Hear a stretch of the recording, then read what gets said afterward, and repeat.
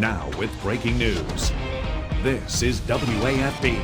And here at the top of the 6 o'clock hour, we're going to start you off with team coverage. It's an accident involving multiple 18-wheelers in Port Allen right there on the interstate. Yes, Jaron Jordan live and keeping us updated from the scene. Johnny Asian in the First Alert Traffic Center making those calls. So let's get to Johnny first to see what you should do if you're headed that way. Steer clear, right, Johnny? Yep, steer clear of the interstate. I-10 completely closed in Port Allen between the bridge and LA 415. Your alternate route is US 190. In fact, Troop I has closed the basin coming this way, forcing traffic coming to Baton Rouge to go up to I-49 through Opelousas to 190. Same way here, go over to the old US 190 bridge. As you can see, the police officers are still blocking the entrance to the bridge. This is on the Baton Rouge side of the bridge from our sky cam. This is traffic coming westbound toward downtown and toward the bridge. You're being forced to go on 110 northbound to the old bridge and access LA1 that way.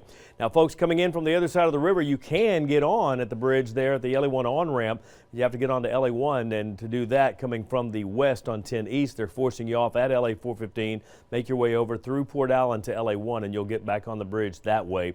Team coverage continues all morning. WAFB's Jaron Jordan live on the scene of this multiple vehicle crash, which could affect you all morning long. Johnny, and here we are 3 hours after this accident or so, and really the scene really progressing pretty well in terms of the cleanup efforts, and that just really does tell you about the magnitude of this accident, because you look at it now and you say it's still pretty bad, but this definitely looks a lot better than at least about an hour and a half ago when we got to the scene. So far, we've seen 2 of the 18-wheelers involved in this accident already towed off. Of course, we've got about 4 that are still there right now. Again, just really mangled a lot of these 18-wheelers involved. By my count, we've been saying about 5 or 6 of these 18-wheelers involved in this accident. We also know that a separate vehicle also involved here. State police tell us that there are no life-threatening injuries to be reported in this accident. That is a little bit of good news, but again, a really big, massive morning commute headache with this accident affecting so many closures and detours and alternate routes. Just to give you some perspective, we are right on I-10 between LA 415 and LA1 in Port Allen. That is where this massive scene is right now. But again, just over the past hour and a half, 2 hours or so, the scene really progressing nicely. On this side of the accident, this was completely covered with 18-wheelers. As you can see, those are all gone now. Just got a little debris there on the road. So this side, at least, showing a lot of progress. Of course, we're going to go now on the eastbound sides to remove those 18-wheelers involved. But again, this morning, good news to report. No life-threatening injuries reported in this accident, but of course, as you can imagine, a big headache for your morning commute. Let's toss it back into the studio now with Steve Caparata and get a check of our first look forecast. Hey, Steve. All right, good morning, Jaron. Good morning, everyone. Here's a live look from our sky cam at the bridge. As Johnny pointed out, boy, this is an unusual scene for this time of morning. A little bit of traffic coming into Baton Rouge, nothing outbound with the interstate being blocked right now in Port Allen. Rain, it looks like, moving into the forecast by the weekend. Matt, Lauren, back to you guys. Okay, Steve, thank you. Well, a really tragic reminder to keep a very close eye on those heating devices as the temperatures eventually begin to cool off. Yes, one person is dead after what you see here, an overnight apartment fire. This happened on North Donmore, we're told, just after 11 o'clock last night. Baton Rouge firefighters told our crew that 9 units were damaged as a result of those flames. We don't know much else since it's very early in the investigation. No word on any other injuries or a cause this morning, but we'll pass along information as it becomes available to us. Of course, our lead story here is our traffic mess here. Well, there's another serious traffic crash causing problems right now. This one in Atlanta. Graham Wilkins has new details coming to the breaking news center. Graham?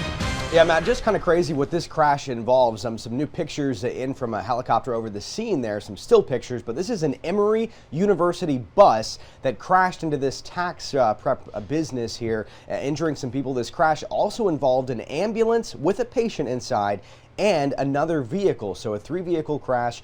There were at least 12 reported injuries, some of them serious this morning. All the folks had to be taken off of that bus. The ambulance doors had to be pried open to get the patient out of the doors. So some serious injuries, but no fatalities, thankfully, as this Emory University bus with 15 people on board crashes into a building. The scene still ongoing there, again in Metro Atlanta, DeKalb County. Thankfully, everyone survived that, as is the case at the accident here, but some crazy accidents to report this morning. Lauren?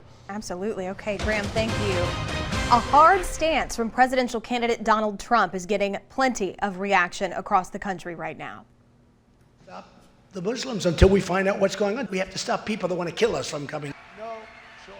The Republican presidential frontrunner made it clear that he is not backing down from the controversial comments, a proposed ban on Muslims into the United States. This despite pushback from people in his own party, Democrats, and Muslim leaders. Donald Trump sounds more like a leader of a lynch mob than a great nation like ours. Hillary Clinton reacted to Trump's comments last night. You see her Twitter page saying the proposal was, quote, reprehensible, prejudiced, and divisive. Well, the governor's race in Louisiana may be over, but John Bel Edwards' team is still coming together. That includes the current lieutenant governor. Jay Darden will be serving as the commissioner of administration for Edwards.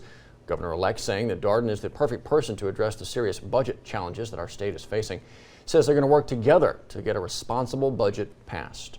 Our number one priority is to fix the state's budget crisis, the state's structural budget deficit, without further harming our working families, higher education, health care, and other critical priorities. Edwards also naming Kimberly Robinson, you see there, to serve as Secretary of the Louisiana Department of Revenue. Political analysts say naming a Republican as well as an African-American woman shows Edwards' intent on building a diverse administration. His proposal to expand Medicaid will certainly get a lot of attention from lawmakers very soon. In fact, Senate leaders have already asked for a plan to expand the program in Louisiana. Senator Jack Donahue from Mandeville told the state health department to have the plan ready by the end of the month. Health officials got the ball rolling already, met with Edwards' administration yesterday evening. I think the healthcare transition team realizes that they have a huge task ahead of us as we move forward.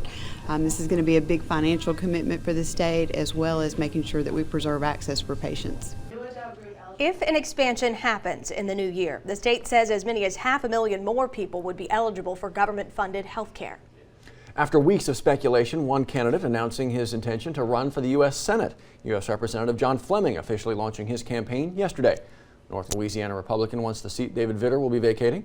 In a video posted online, Fleming says he believes America is much better than the leadership we currently have in Washington.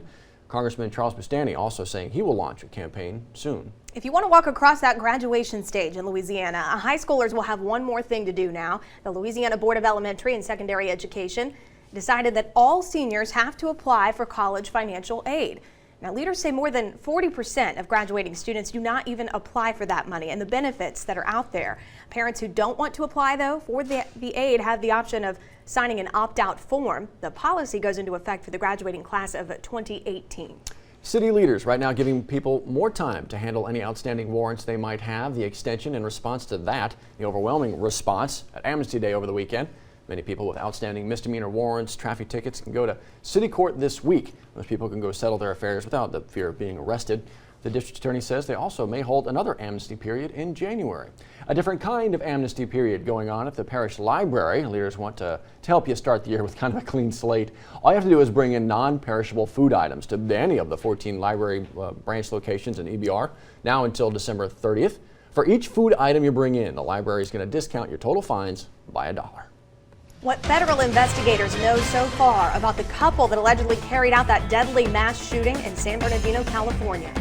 And comedian Jon Stewart making a return to The Daily Show with a serious message.